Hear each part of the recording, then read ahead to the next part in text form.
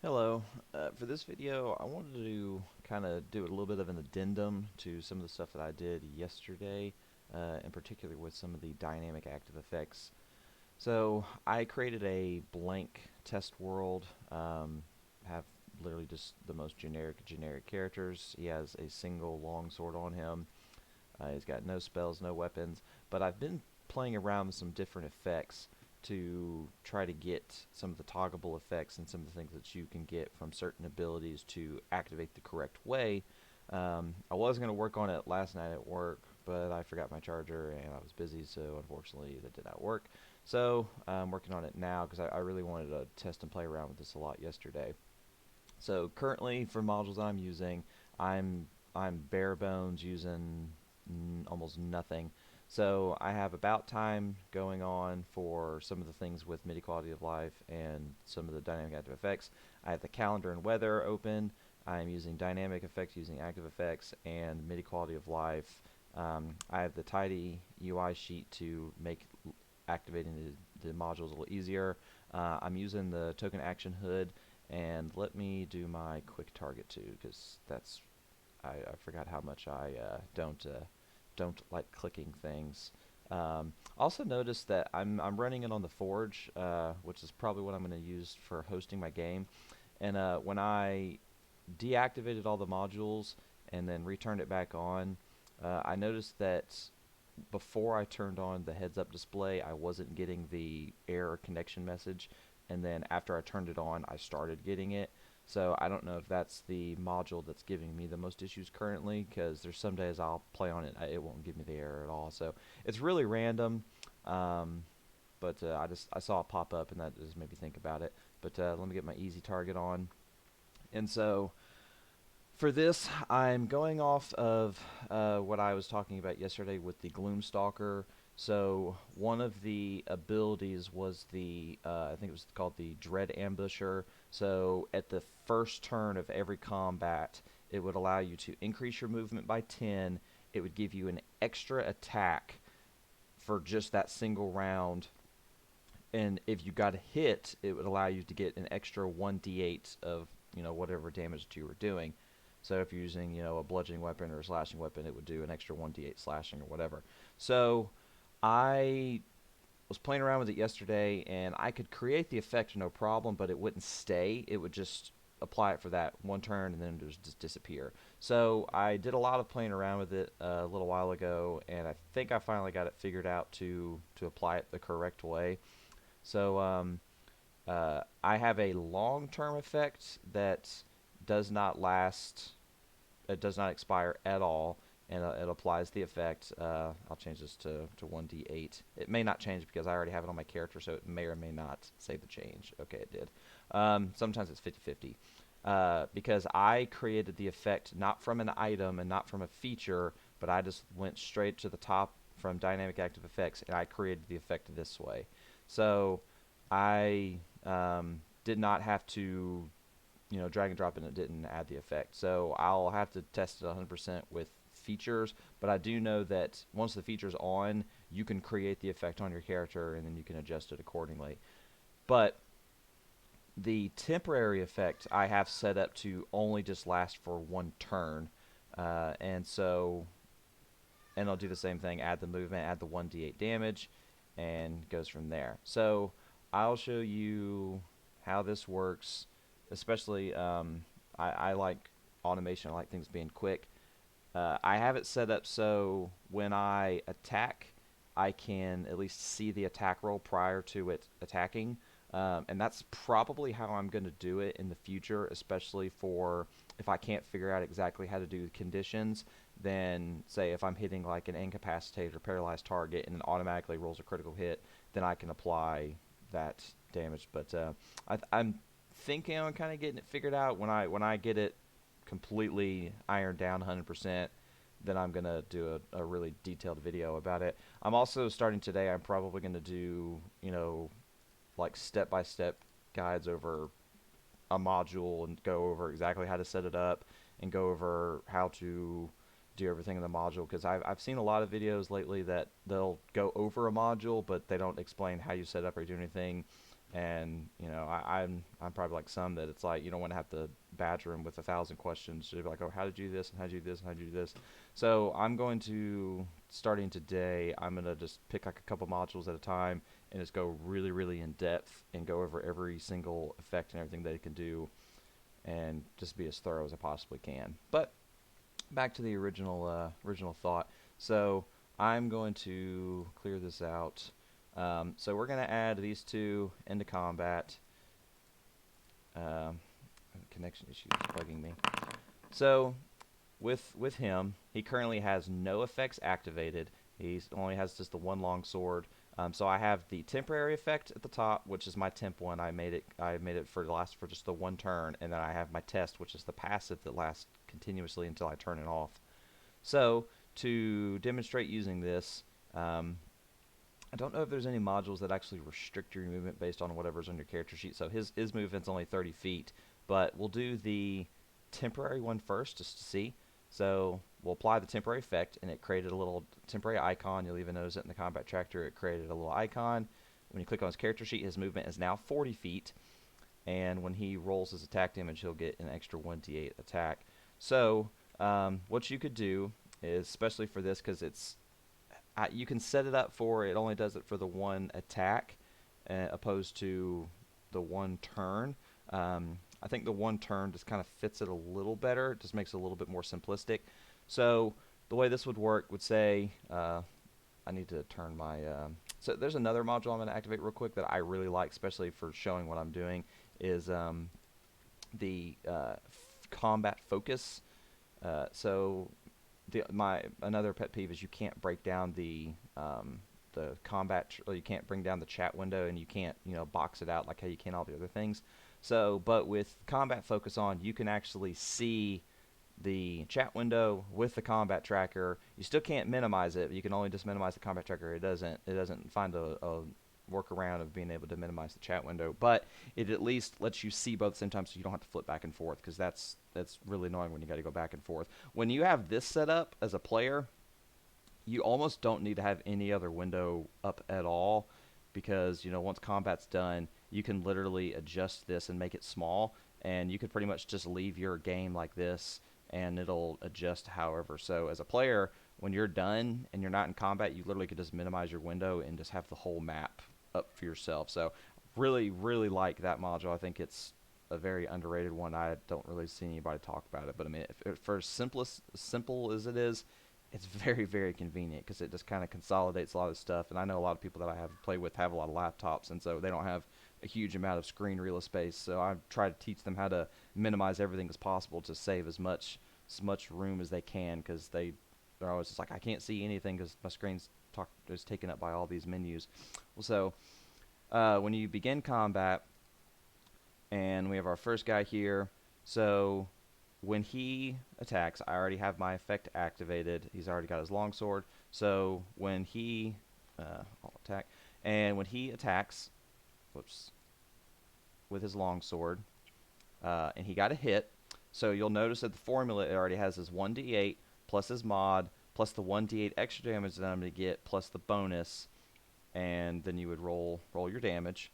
So at that point is if he said, okay, I want that to be my extra attack for this round for that special Gloom Stalker passive, or for that feature, then you would deactivate the effect, which you can do it one of two ways. You can either, well, sometimes it'll pop up in here if you create it as a condition, then you can remove it that way. Most of the time, you just got to remove the effect, and then you would take it off, and then he would attack like normal, and of course, then he got a critical hit on that one.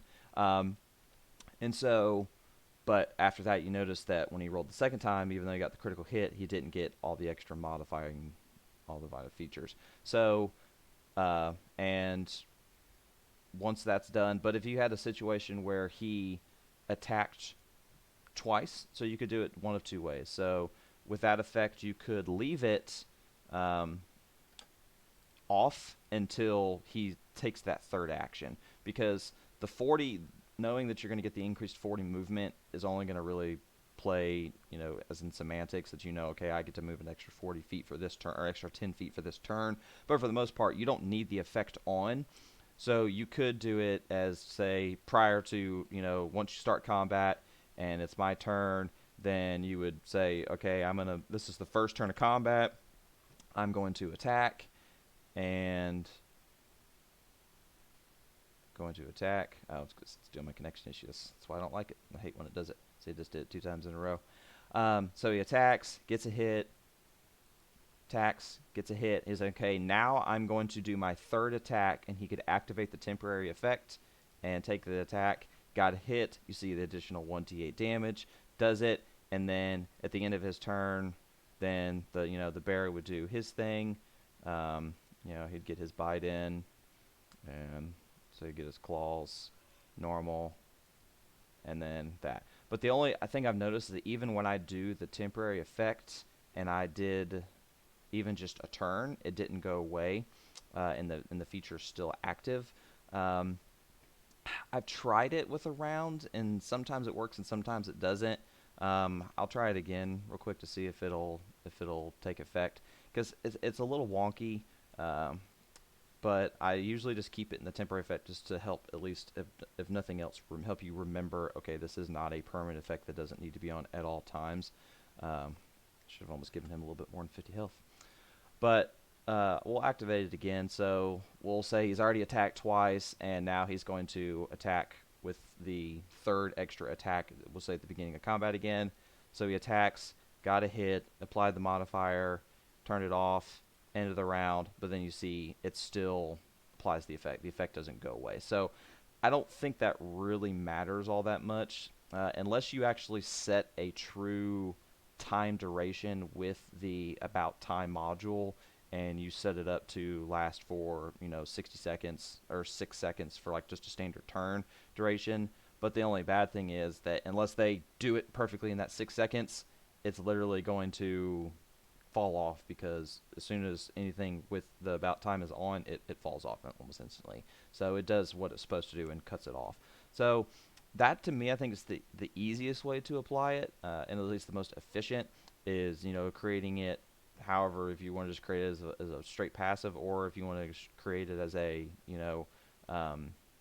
temporary effect. I like the temporary effect because at least it pops up an icon so that you can see, okay, I have this ability on for the turn, and it lets the DM see, okay, they have this effect. I see the little effect icon on their screen, and it knows, okay, I need to make sure to keep an eye on that, opposed to if it's set as a passive, you might forget about it, and then, you'd be looking in the windows like, hey, why come you're doing so much extra damage? But that's about as simple as I could make it. And I think this is probably how I'm going to do combat from now on, which I'll pull up my settings to see. I think that's just the most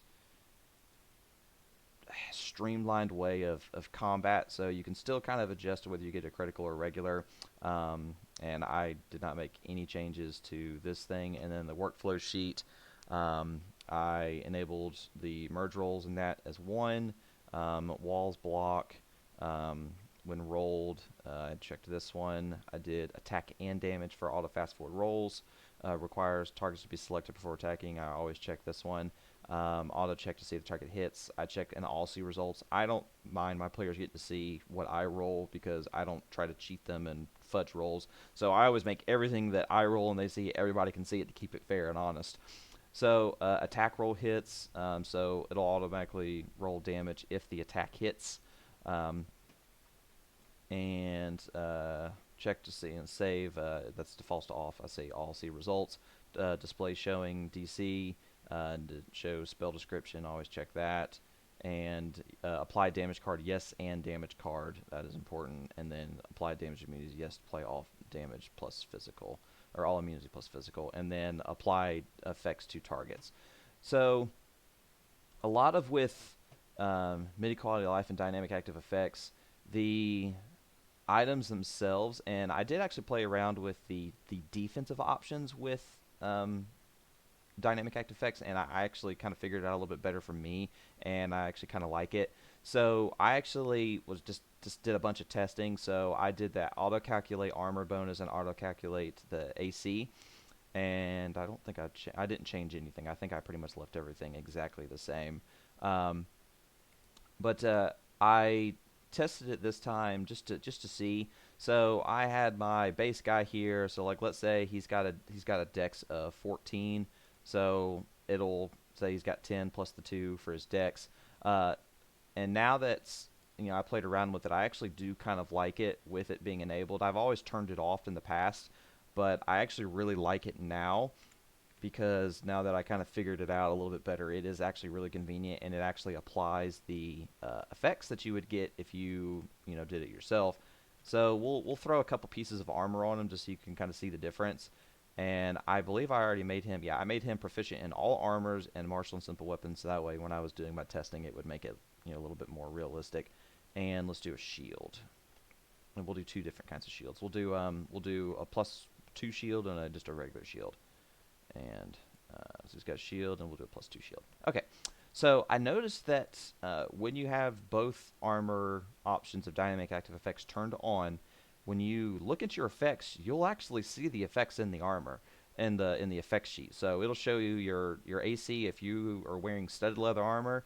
If it's on, is AC is 12 plus your dex, plus the mod, and then your AC of plate mail is 18, and you have your AC of 2 for if you're wearing a shield, and then because it's a +2 shield, you get 4. So I played around with it a little bit. So then, like I did, 18 dex and base armor of 14. You put some studded leather armor on, and boom, jumps you up to 16. If you're proficient with the shield, throw that on there, and you got up to an 18 AC. If you automatically apply the heavy armor, it'll automatically do the 18 AC. If you're using a shield with it, it'll bump it up to 20. If you got your nice +2 shield, all the way up to 22. So it does actually work really well. So I actually am going to do that from now on, now that I got it kind of figured out. I thought it was kind of buggy at first, but I think it was just user error more than anything. But it's really good. It's a really good simplistic way of doing the effects, because it makes it a little bit simpler. I mean, I can calculate on my own if I had to, and that's what I was doing before. But it does, if you do it right and you actually have it set up, it creates the effects, and I really enjoy that. I also was looking at the items and like the magic items for the dynamic active effects. So some items are done, of course. So this won't let me look at this because I think this is because it's locked and I don't have it unlocked at the moment. So what is it? Pre-made items, unlock real quick. So some of the items are pre-made and done for you. So this would give you the trait for giving you the fire resistance, and it doesn't tell you how long it lasts for. So you would have to set it up for it to last 1 hour in game time. So then if you set it up, then you would do your 360 in seconds, and then yeah, see, it's because when I'm editing in this, it won't work. But if I edit it in when I import it, it'll let me do it. So we'll import it, and let's see, duration. Let's see, 3600. There we go. All right, so now it's set for the effect it should be, and so when you add that to your inventory and use it, whoops, wrong thing, and you use it. It'll ask you want to use the ability. Yep. And now he's got fire resistance, and the effect is on, and it will last for the 30 seconds. So, and then we'll skip an hour and 5 minutes, and then feature is now gone. The effect is now gone because it's set up with the about time module, and it's now gone, and my fire resistance is no longer on my character sheet. So now that does matter. Say if you're keeping your time in your game as accurate as possible for your real-time hours, your real-time in-game is equal to your effects time. So situations like character rages, barbarian, only lasts a minute, and you'll get in and out of combat, and then you'll run around and be in combat again a couple minutes later. I know at least in Fantasy Grounds, I sometimes forget to deactivate Rage, and then they'll start combat and they'll do something, all of a sudden they're doing a bunch of extra damage. I was like, oh crap, we forgot to turn the Rage off, even though in game time we've already went 15-20 minutes or 5 minutes, and that effect should have already have ended. But with the about time, if you set the module, or if you set the effects up properly, you won't have to worry about it because it turns it off. But the negative of that is the same thing. If you set the effect up like how I did for the temporary effect, that it only just lasts for a turn, if you set it up just like the fire potion, and you make it last for 60 seconds, in 60 seconds real time, it's gone. So and obviously combat is not going to end in 60 seconds, because I don't care how efficient you are, you ain't going to be perfect and everyone's going to be on the money. So that would be a situation where it would be good to create it as a temporary effect and a temporary passive, and then toggle it on and off when you activate it. I know there is a way that you can link the resources with certain features. I need to play around with it, and I'm going to do a really in depth with it when I'm going to create, the effects of like I'm going to create Barbarian Rage, because I have a person in my group who does the Totem Barbarian, and he uses the Bear Totem, which gives him resistance to all type of damage except for force damage or psychic damage, and so that takes a little bit more coding on my end. So with that, I would create the temporary effect, and I'll have to modify a little bit, because the base effect that they have on here does not. It has just base, only non-magical weapons, and gives you the advantage to strength checks, and gives you the extra bonus damage based on your barbarian level.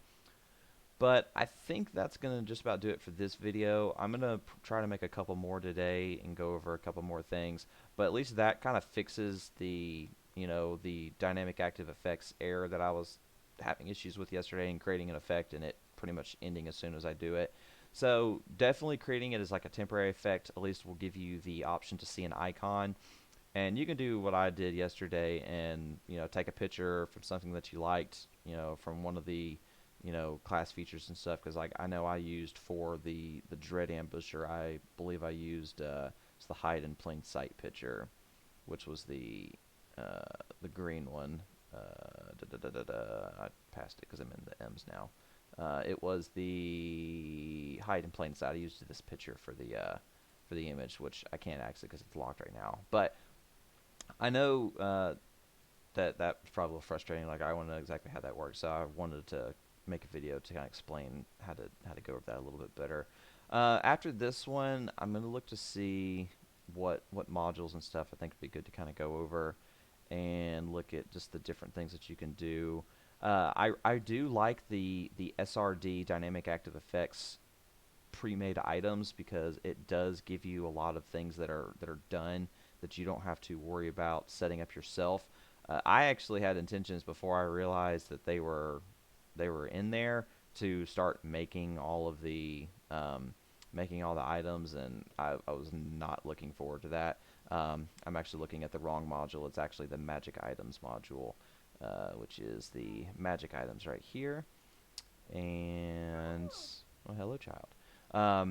The magic items is right here, and this one has a lot of them already pre-done, and saves you a little bit of effort. But that'll do it for this one, and I'll see you in the next one.